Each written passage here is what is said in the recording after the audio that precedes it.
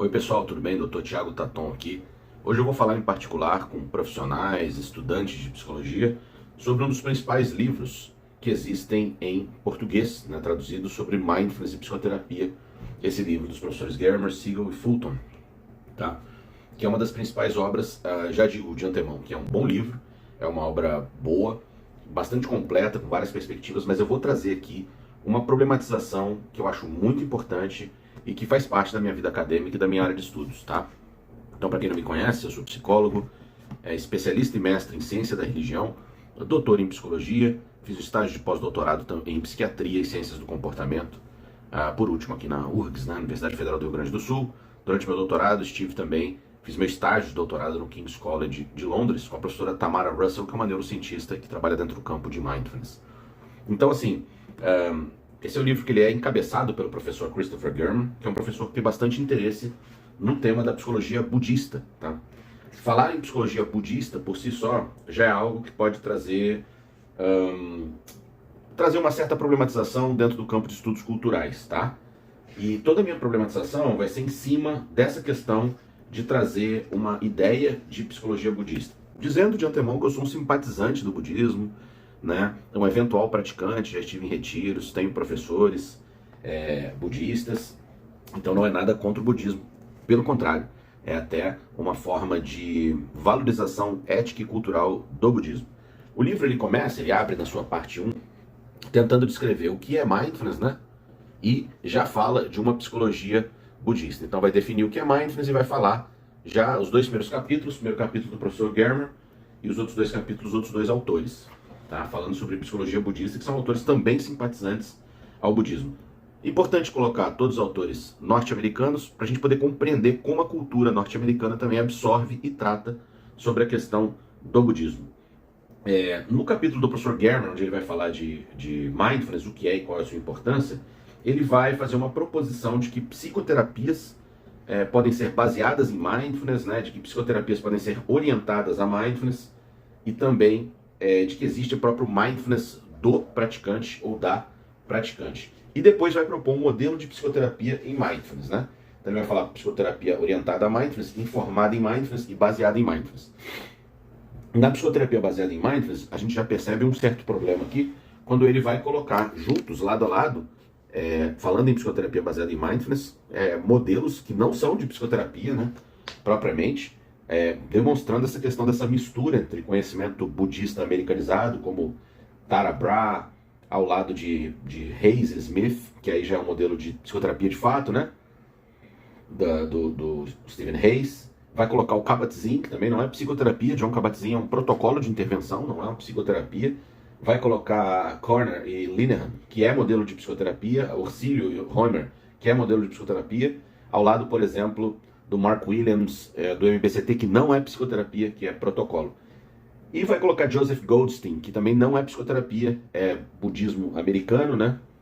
E outros, então, Sharon Salzberg também está aqui, né, 2011 como referência. E aí a gente já percebe a possível confusão, né? Nessa parte onde está psicoterapia baseada em mindfulness, já entra um monte de coisa que não é psicoterapia. Então a ideia é muito bom, tá? A ideia ela é muito boa, do livro como um todo. O livro é bom, não é por essas críticas que eu estou fazendo que ele é ruim, pelo contrário, ele é bom. Mas além disso, ele é um excelente exemplo de formas de apropriação cultural e de como a epistemologia norte-americana sistematiza o conhecimento, tá? O mais interessante é que após ele falar isso tudo, ele vai trazer um modelo de psicoterapia baseado em mindfulness, tá? Modelo de psicoterapia, ele vai propor que mindfulness é algo como transteórico, que agora todas as terapias utilizam de alguma forma mindfulness, que a gente não precisa nem definir de repente, porque é uma forma de pré-estado, que é uma presença terapêutica, né? E aí novamente vem todo mundo junto, vem desde Carl Rogers até Buda.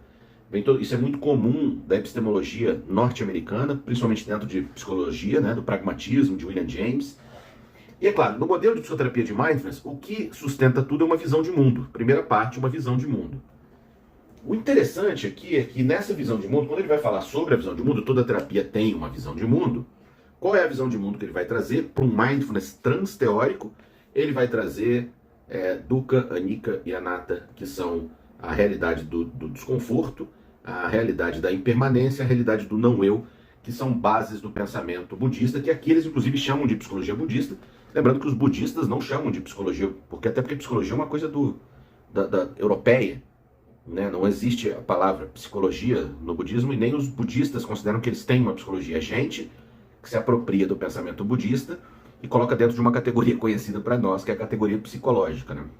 Novamente, tem um lado muito bom em fazer isso, que é o lado de, enfim, de clash cultural, onde a gente vai tentar ver o que sai dessa salada, e tem um outro lado que é delicado, que é o lado da exotização, da psicologização de um saber que é só a gente pensar, por exemplo, na questão do Ubuntu, né? Há uma sabedoria, eu não sei se é Ubuntu ou Ubuntu, como é a pronúncia correta, me desculpe. Eu vou falar Ubuntu. É uma sabedoria ancestral africana. E a gente pega isso, né? Esvazia e adapta ao nosso modo de ver. Ah, mas aí coisas lindas acontecem. Bom, pode ser. Eu não quero ser também aqui um chato, né? Mas pensem sempre nos riscos implicados. E, novamente, pela característica pragmática do pensamento norte-americano clássico, isso acontece muito fácil em território norte-americano do que em europeu. Mais fácil, de maneira mais fácil. Novamente, não estou falando que norte-americanos são ruins ou são antiéticos, tá? Estou trazendo uma problematização. Então, quando os autores trazem um modelo transteórico, mas falam, é transteórico, mas a visão de mundo ela é budista, mas a gente não precisa ser budista. A gente cai na questão do... É budista, mas não é. É budismo, mas não é. Não é budismo, mas é. Não é, mas é. E qual é o problema? Existem uma série de problemas que não vão caber nesse vídeo aqui sobre isso. Um dos principais problemas é esse problema cultural, ético, colonizador do pensamento, de que a gente pega Dukkha, Nikka e Anatta, que é uma coisa extremamente basal, complexa, fundante no budismo, e associada inclusive a uma soteriologia, uma salvação, um estudo sobre a própria salvação da existência, porque o budismo não é uma terapia, o budismo não é uma coisa assim terapêutica para que a gente fique mais relaxado. Existe uma lógica sobre a origem, a cessação do sofrimento, que inclusive implica em conceitos como renascimento, ou algumas pessoas preferem falar reencarnação.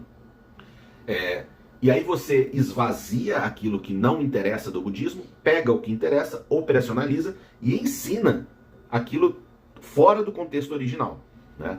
E ensina inclusive como se fosse, inclusive por pessoas que não são budistas. Eu, por exemplo, não sou budista, tá? Mas aí é como se eu, não sendo budista, nem praticante, muito menos monge, geshe, lama, professor, o que for, eu venho aqui e começo a dar lições sobre impermanência, sobre não eu, começo a recitar sutras, né? Então isso é algo que aconteceu no território norte-americano desde a década de 50 adiante, todo o movimento hippie, né? Você vai ter o Richard Alpert, um grande professor de Harvard, virando Ram Dass, ele vira depois um guru, né?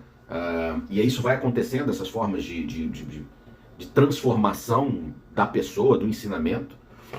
Então, assim, esse é um livro muito bom, mas ele tá dentro desse caldo de confusão cultural ao propor um modelo, logo no início do livro, um modelo transteórico, onde você tem esse problema da apropriação cultural, o que eu considero uma forma de violação ética muito grande com uma cultura, com um povo, com um corpo de sabedoria.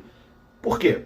Realmente quem possui a base fundante para falar sobre a Nikka, Anatta, Dukkha, sobre sofrimento, é dentro de um contexto budista originário, ainda que fosse uma transformação americanoide do budismo, ou belga, ou brasileira, mas aqui a gente não está nem falando disso, a gente está falando de uma apropriação científica, de uma colonização do pensamento pela própria psicologia e uma não problematização em cima disso. Tanto que muita gente vai ouvir esse vídeo meu, vai achar uma idiotice, vai falar, foda-se, o negócio é a gente criar protocolo, o negócio é de criar psicoterapia e salvar as pessoas e fazer bem para os pacientes, não vamos ficar conversando sobre isso.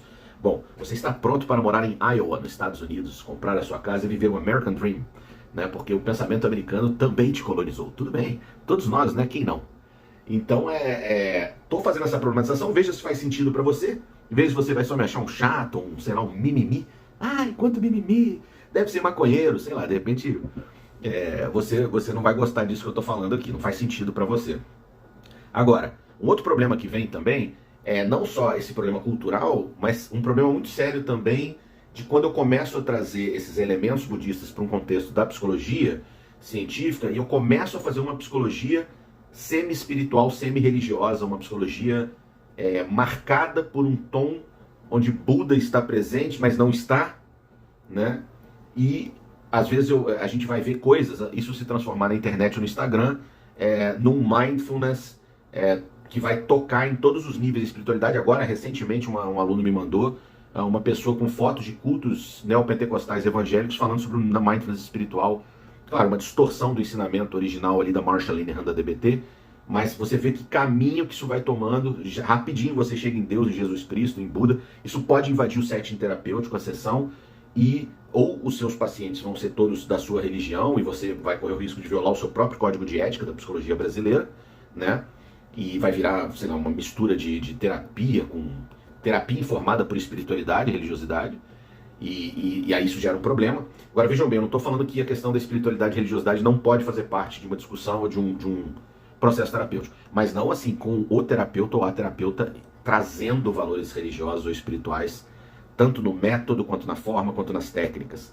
Gente, tem uma série de questões problemáticas ao redor disso. De novo, esse é um livro muito bom, vale muito a pena ler, mas se o que eu estou falando aqui faz sentido para você, mantenha os dois olhos bem abertos, porque você vai ver num livro como esse, de tudo. Vai ter uma visão comportamental, aí vai ter um pedaço que é meio budista, meio comportamental, aí depois vai falar que a origem de Mindfulness é no budismo, ou seja, a gente desconsidera Ellen Langer, desconsidera... Né? Vai chamar de Mindfulness terapêutico, que é um conceito da FAP, vai chamar de outra coisa, que é um conceito da psicoterapia analítica funcional, ou seja, a chance de ter muita questão lamacenta, confusa, misturada, é enorme. Porém, é um material muito rico, e você que gosta de Mindfulness tem que ter esse livrinho para você estudar e ler. Quem tiver mais interesse, me segue no Instagram, Thiago Taton. Eu tenho um grupo de estudos para profissionais de psicologia e psicoterapia, exatamente para a gente não cair nessas confusões. Atualmente esse grupo está funcionando nas segundas, às 17 horas. Tem 3 ou 4 vagas só. Está sempre cheio o grupo. Às vezes sai gente, entra gente. A gente está no início desse processo. É um grupo de prática de Mindfulness e um grupo de discussão teórico-conceitual. Se esse vídeo fez sentido para você, se você conhece estudantes de psicologia, profissionais de psicologia que têm interesse pelo Mindfulness ou que já trabalham com Mindfulness, manda esse vídeo, encaminha, curte. Se você não gostou, quer me xingar, me xinga aqui embaixo. Me mande para aquele lugar. Se você curtiu, fala, Thiagão, curti, valeu. Vamos conversar, vejo vocês da próxima vez. Foi feito um pequeno review logo no início, não dá para fazer do livro inteiro, né? Mas logo no início a gente já vê alguns problemas, então a gente já para por ali e já faz um comentário. Depois eu volto para fazer mais comentários para vocês. Beijo, boa semana, até mais, bom trabalho, até a próxima.